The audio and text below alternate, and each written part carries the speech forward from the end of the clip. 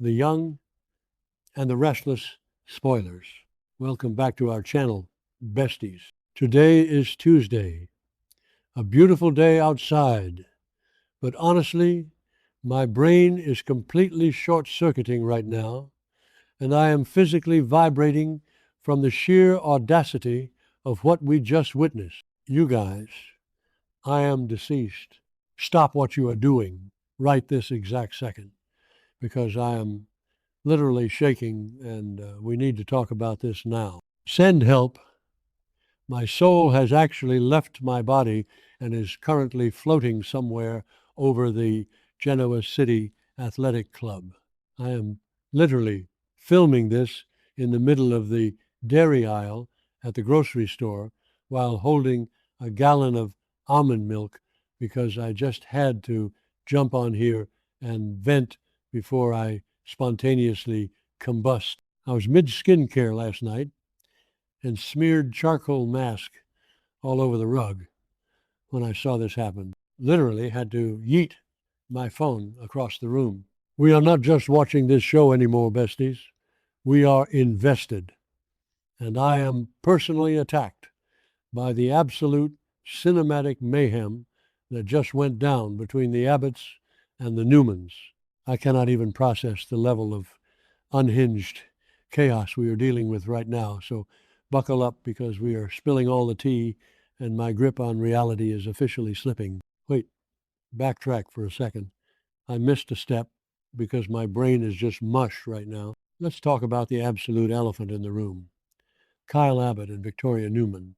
Bestie, be for real right now. This is genuinely the most baffling, straight up, chaotic pairing in the history of the universe. Like the love between Victoria and Kyle is something I cannot wrap my mind around, no matter how hard I try. They are officially on my do not perceive list because the vibes are just so incredibly cursed. Victoria is basically a Newman ice queen, and Kyle used to date her daughter, Claire. Did I say that yet? My brain is mush. Moving on, but seriously, the taboo nature of this romance is giving me hives. It is a psychological masterpiece of disaster, and I am totally living for it while simultaneously wanting to bleach my eyes.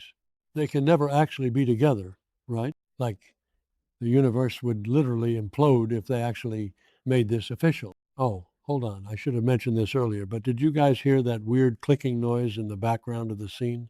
It sounded like someone aggressively tapping a pen, and it was genuinely distracting me from Kyle's perfectly gelled hair. Anyway, snapping back to the main tea, Jack Abbott has officially entered the chat, and he is straight up not having a good time.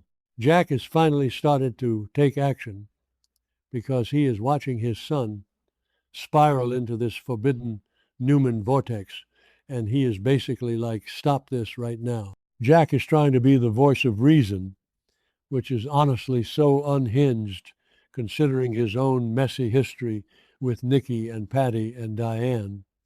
But we love a hypocritical king.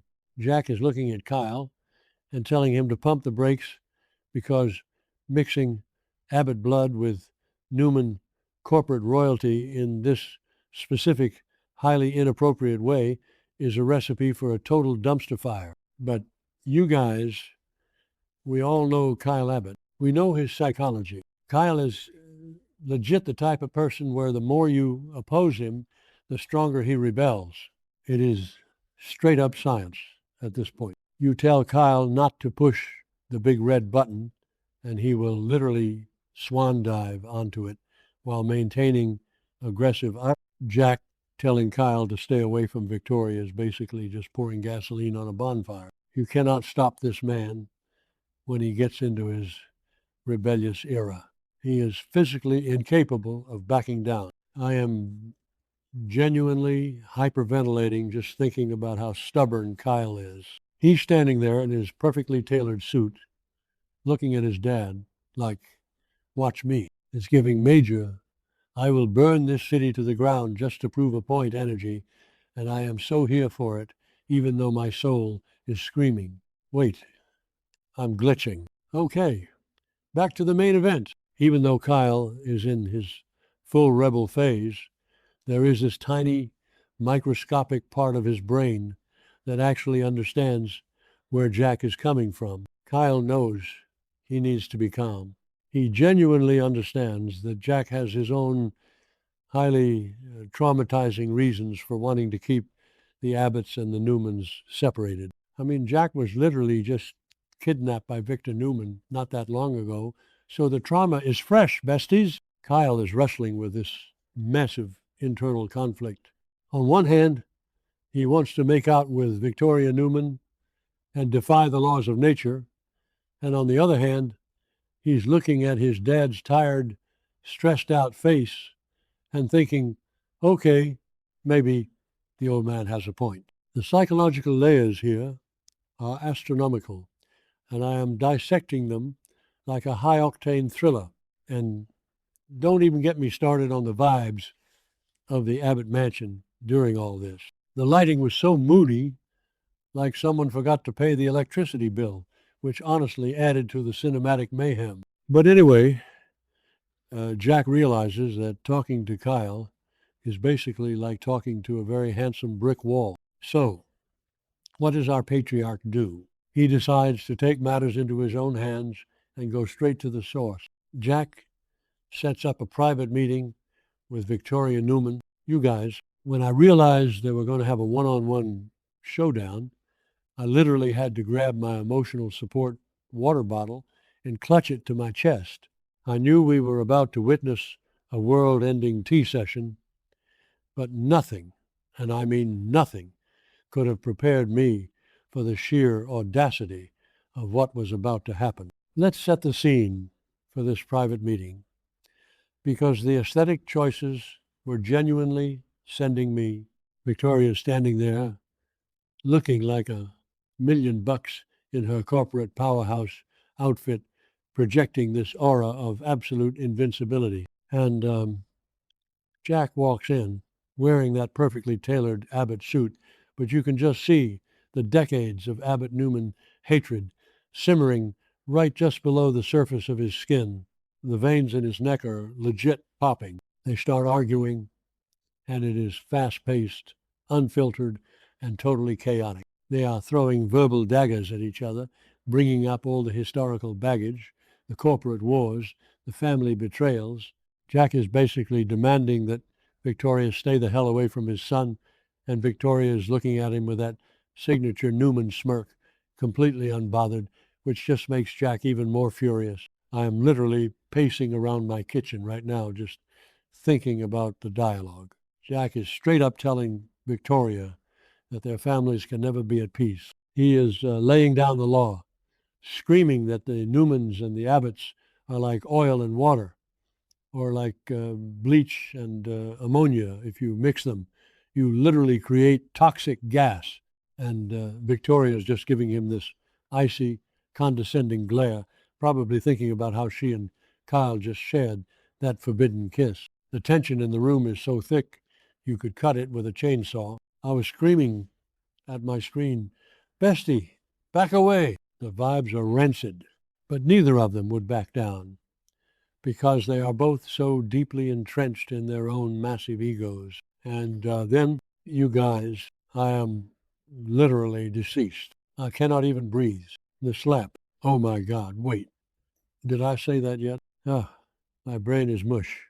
Moving on. Yes, the slap.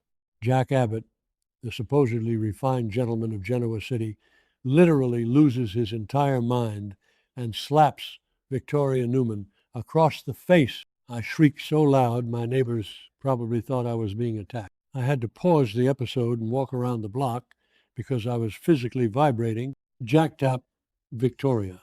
He actually made physical contact with the Ice Queen's face. The sheer audacity of this moment is going down in history. It was a high decibel, world-shattering slap that echoed through my very soul. Let's break down the mechanics of this slap, because it was a cinematic masterpiece of absolute train wreck proportions. Jack's hand just flew out. Driven by pure, unfiltered rage and desperation, it sounded like a thunderclap in a silent room. It wasn't just a slap.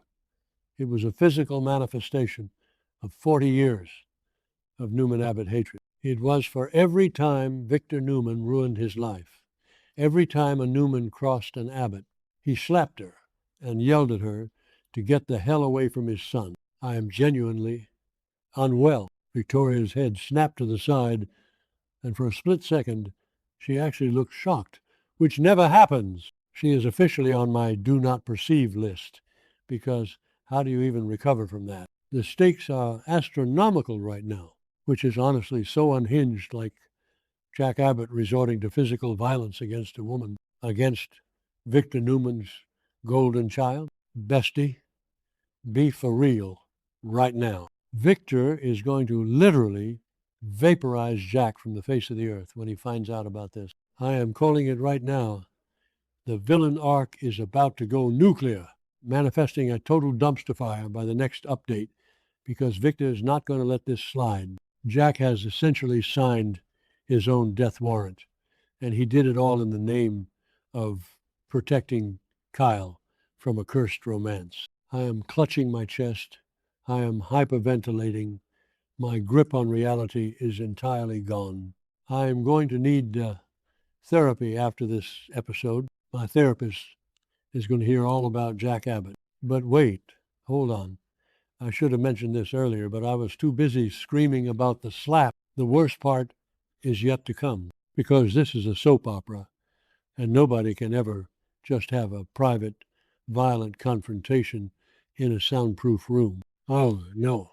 Who happens to be walking by at the exact worst possible microsecond, Kyle freaking Abbott. Kyle accidentally witnesses the entire thing. He sees his own father slap the woman he is currently trauma bonding and making out with. Send help. My soul has actually left my body. I am deceased. Bury me in a Gucci casket, because I cannot survive this level of drama. Imagine being Kyle in that moment. You're already dealing with the massive psychological weight of your mother being kidnapped, your dad being traumatized, your ex-girlfriend being around, and your own cursed feelings for Victoria.